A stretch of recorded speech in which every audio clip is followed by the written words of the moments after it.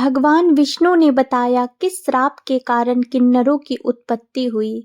जय श्री कृष्ण। राधे राधे मित्रों, एक समय की बात है, देवर्षि नारद नारायण नारायण का जाप करते हुए बैकुंठ लोक पधारते हैं। नारद जी को देखकर भगवान श्री हरि विष्णु कहते हैं, हे देवर्षि पधारो, बैकुंठ में तुम्हारा स्वागत है। आज अचानक ही बैकुंठ में आने का क्या प्रयोजन है?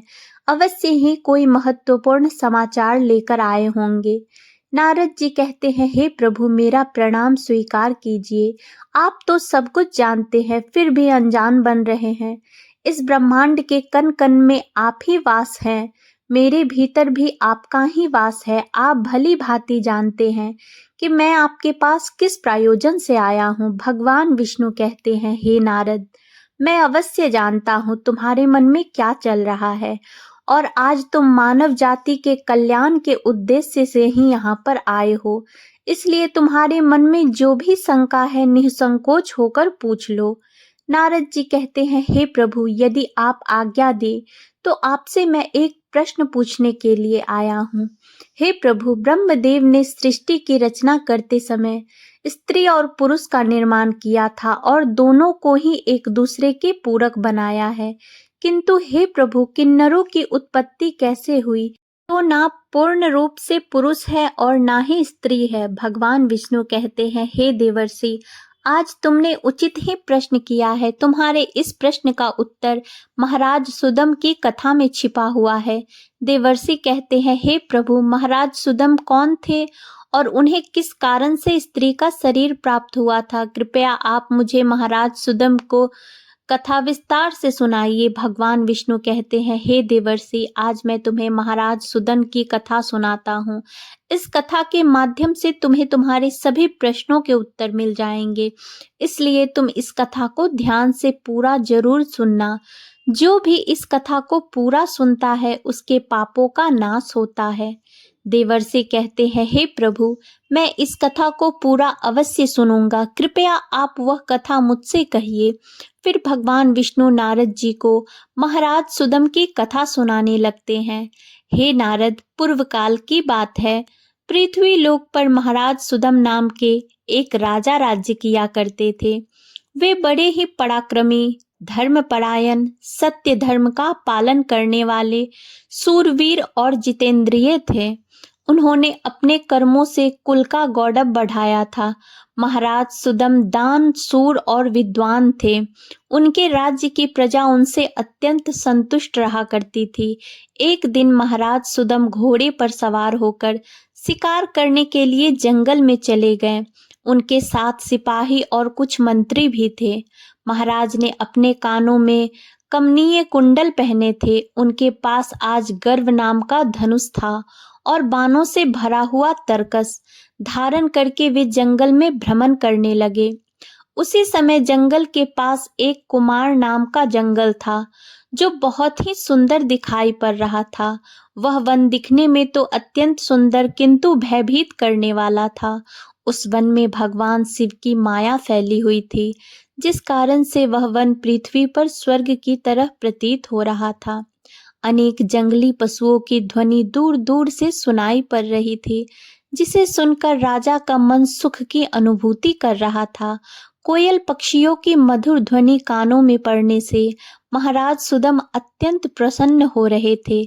जैसे ही महाराज सुदम ने कुमार नाम के उस जंगल में प्रवेश किया, उसी क्षण उनका शरीर स्त्री रूप में बदल गया।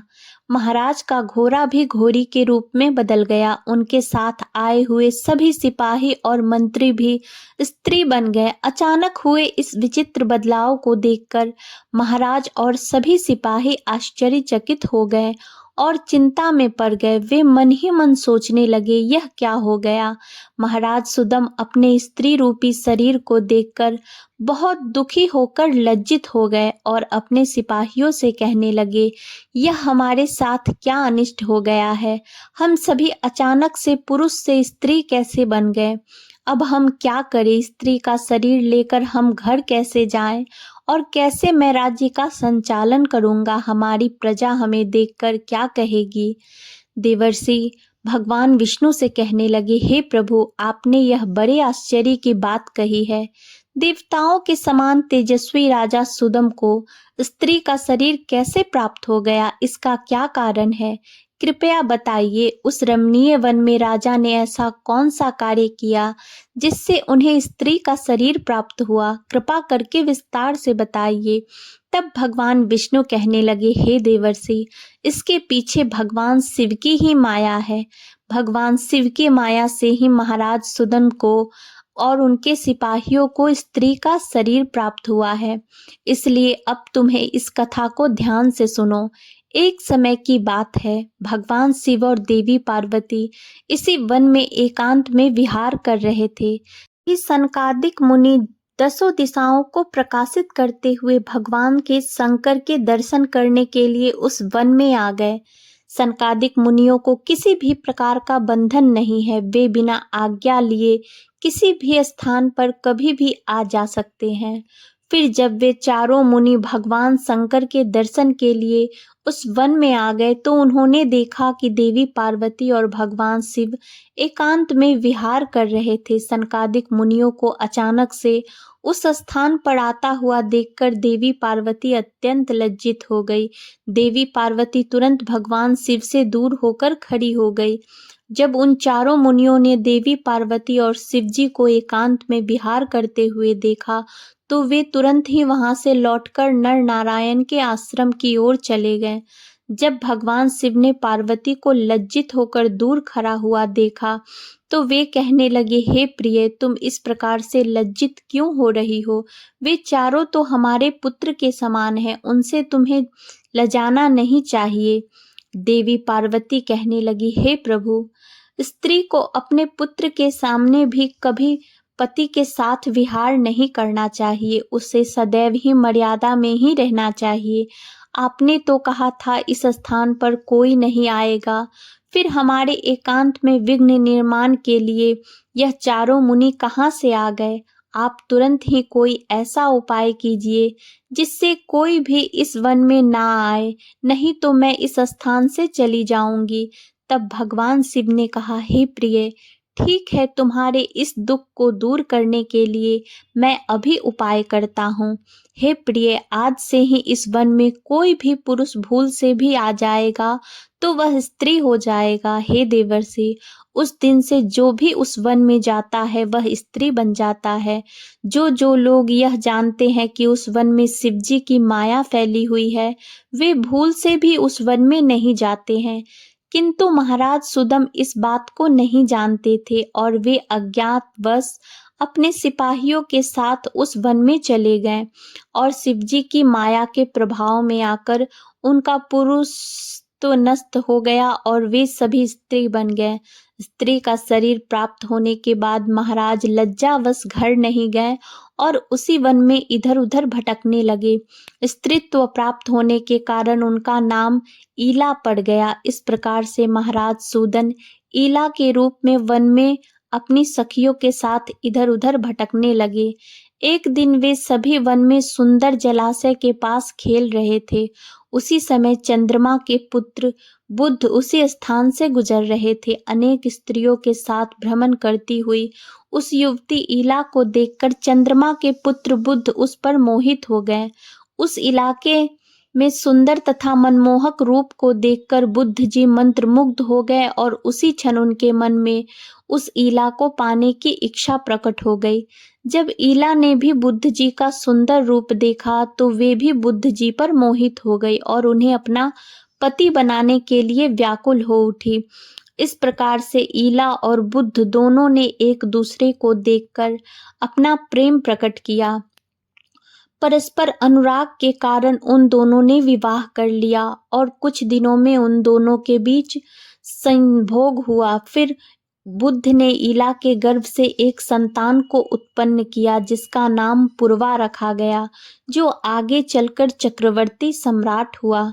पुत्र को जन्म देने के बाद भी वह ईला उसी वन में रहने लगी। फिर एक दिन ईला अपने पहले के पुरुष रूप को याद करके चिंता करने लगी। तभी उसने मुनि श्रेष्ठ वशिष्ठ जी का स्मरण किया। ईला के द्वारा स्मरण करते ही मुनिवर वशिष्ठ जी उस स्थान पर प्रकट हुए। मुनि वशिष्ठ जी ईला से कहने लगे, हे देवी, आप किस कारण से दुखी हैं? यदि कोई गोपनीय बात हो तो तुम मुझे तुम्हारे दुख का कारण बताओ। तब वह ईला वशिष्ठ जी से कहने लगी, मुनिवर, इस वन में आने से पहले मैं एक पुरुष थी, मेरा नाम सदम था, किंतु इस वन में आते ही मेरा शरीर स्त्री का बन गया। ऐसा किस कारण से हुआ, कृपया मुझे बताइए। तब मुनि वशिष्ठ जी कहने लगे, हे देवी, शायद तुम नहीं जानती होगी, इस वन में भगवान शिव की माया फैली हुई है। उन्होंने इस वन को ऐसा श्राप दिया है कि जो भी इस वन में आएगा वह स्त्री बन जाएगा। उन्हें भगवान शंकर की माया के कारण तुम्हें स्त्री का शरीर प्राप्त हुआ है। फिर वह ईला कहने लगी, हे मुनिवर, कृपा करके मुझे मेरा पूर्ववत शरीर प्रदान कीजिए। मेरी प्रजा मेरे बगैर दुखी है, मैं ऐसी हालत में अपने राज्य में नहीं लौट सकती। मुनि वशिष्ठ जी से महाराज सुदम की ऐसी अवस्था देखी नहीं गई। महाराज बड़े शूरवीर और पराक्रमी थे, किंतु शिवजी की माया के कारण उन्हें स्त्री का रूप प्राप्त हुआ था। वशिष्ठ जी कहने लगे, हे वत्स, तुम चिंता मत करो, मैं भगवान शिव से प्रार्थना करके तुम्हारी सहायता करूंगा। तब वशिष्ठ जी ने उसी स्थान पर समस्त लोकों का कल्याण करने वाले भगवान शंकर की आराधना करना प्रारंभ किया। भगवान शंकर वशिष्ठ जी की आराधना से अत्यंत प्रसन्न हुए और साक्षात उन्हें दर्शन देकर कहने लगे, हे मुनिवर, मैं आपकी भक्ति से अत्यंत प्रसन्न हूँ, आपको जो भी मनोवांछित वर चाहिए उसे मांग लो। तब वशिष्ठ जी भगवान शंकर से कहने लगे, हे प्रभु, आपके दर्शन से मेरा व्रत सफल हुआ। हे भोलेनाथ, मेरी बस यही कामना है कि आप मेरे शिष्य महाराज सुदम को पुनः पुरुष बना दीजिए। फिर शिव जी ने कहा, हे मुनिवर, मेरी ही माया के कारण सुदम को स्त्री का शरीर प्राप्त हुआ है, इसलिए मैं ही इसे पुरुष का शरीर प्रदान करता हूँ। किंतु राजा सुदम 1 मास के लिए पुरुष बने रहेंगे और 1 मास के लिए वे स्त्री बने रहेंगे। इतना कहकर भगवान शिव उस स्थान से अंतर्ध्यान हो गए। इस प्रकार से वशिष्ठ जी की कृपा से और भगवान शिव के आशीर्वाद से महाराज सुदम को 1 मास के लिए पुरुष का शरीर प्राप्त हुआ और वे अपने राज्य में लौट गए और सुखपूर्वक राज्य करने लगे। जब महाराज पुरुष के रूप में होते तो वे अपने नगर में जाकर राज्य किया करते थे, और जब वे 1 मास के लिए स्त्री के रूप में होते तो वे वन में आकर ही रहने लगते थे। महाराज के ऐसे विचित्र व्यवहार से उनकी प्रजा त्रस्त हो गई और वे पहले की तरह महाराज सुदम का सम्मान भी नहीं करने लगी। इधर महाराज के स्त्री रूप में रहते हुए बुद्ध से उन्हें जो पुत्र प्राप्त हुआ था, जिसका नाम पूर्वा था, वह जवान हो गया। तब महाराज सुदम ने उसे अपना राज्य सौंप दिया और वे सदा के लिए वन में रहने के लिए चले गए। वन में आकर महाराज सुदम अपने स्त्री शरीर ईला के रूप में तपस्या करने लगे। फिर उन्होंने देवर्षि नारद जी से नवकार मंत्र की दीक्षा ली और देवी पार्वती की उपासना करने लगे। अनेक वर्षों तक उस वन में रहकर उन्होंने उस मंत्र का जाप किया और देवी को प्रसन्न कर लिया। तदंतर भक्तों का उद्धार करने वाली जगत जननी भगवती पार्वती ने उन्हें साक्षात दर्शन दिया। उस समय देवी सिंह पर आरूढ़ होकर उनके सामने खड़ी हो गई। देवी को अपने सामने खड़ा हुआ देखकर ईला ने उन्हें नमस्कार किया और उनकी स्तुति करने लगी। हे जगत जननी, मैं आपके चरण कमल की वंदना कर रही हूँ, कृपा करके मुझे इस शरीर से मुक्ति प्रदान कीजिए। तब देवी ने उस पर प्रसन्न होकर कहा, हे ईला, आज तुम्हें स्त्री शरीर से मुक्ति मिल जाएगी और तुम परम पद को प्राप्त कर लोगी। देवी के इतना कहते ही ईला ने अपने शरीर का त्याग किया और परम पद को प्राप्त कर लिया। महाराज सुदम के परम धाम को जाने पर महाराज पूर्वा राज्य करने लगे। हे देवर्षि, अब सुनो किन्नरों की उत्पत्ति का रहस्य। महाराज सुदम अपने सिपाहियों के साथ उस वन में आए थे। उनके जो सिपाही थे वे सभी किन्नर बनकर सुमेरु पर्वत के पास जाकर निवास करने लगे। उन्हीं से किन्नर प्रजाति की उत्पत्ति हुई। जय श्री कृष्ण। राधे राधे। वीडियो अगर अच्छी लगी हो तो वीडियो को लाइक और चैनल को सब्सक्राइब जरूर करें। धन्यवाद।